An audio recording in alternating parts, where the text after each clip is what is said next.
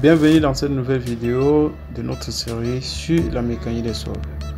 Aujourd'hui, nous allons répondre à des questions que peu de gens se posent, mais qui sont très importantes. Bien, que cachent vraiment les sols? Quels éléments les constituent? Et surtout, en quoi cela impacte nos constructions? Préparez-vous, car ce que vous allez découvrir pourrait bien vous surprendre et peut-être même changer la manière dont vous voyez les sols sous vos pieds. Allons-y. Peut-on construire avec cette terre? Peut-on vraiment se fier à cette terre pour y construire? La réponse dépend du type de sol et de ses propriétés. Certains sols sont parfaits pour les projets durables, tandis que d'autres deviennent des pièges imprévisibles. Avant de commencer une construction, il faut absolument poser cette question. Ce sol peut-il supporter mon projet? Ou court-on à une catastrophe? Très bonne question. Que va-t-on construire? Chaque construction impose des contraintes différentes sur le sol. Que ce soit une digue pour contenir des tonnes d'eau ou une maison de plein pied, le sol doit être capable de porter une charge. Alors, quelle est votre ambition? Un mur de clôture? Un bâtiment à étage? Et votre sol est-il à la hauteur de vos projets?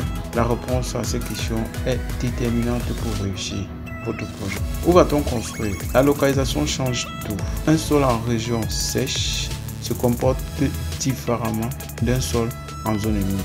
Et que dit des sols en pente, où le moindre glissement peut entraîner des dégâts irréparables? Avant de poser les premières pierres, il est essentiel d'analyser le terrain et de s'assurer qu'il est adapté. C'est très important. En saison sèche ou en saison pluvieuse, le climat influence directement les sols. En saison sèche, les sols peuvent devenir durs mais fragiles. Cela signifie que un sol dur ne veut forcément pas dire qu'il est résistant. Il peut être dur mais fragile.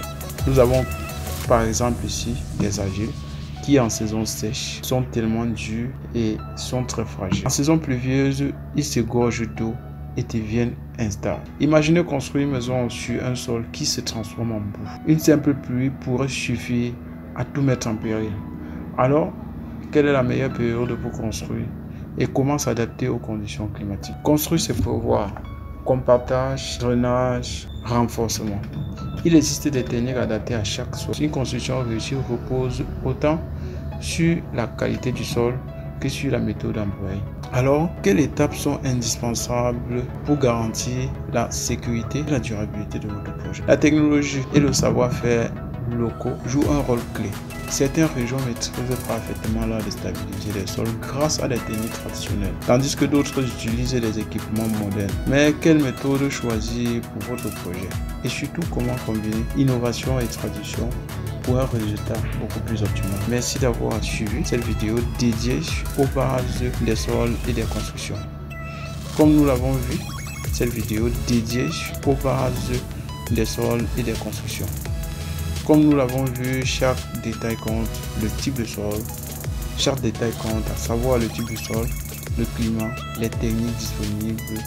Ces facteurs sont des clés pour construire sur une base solide et durable.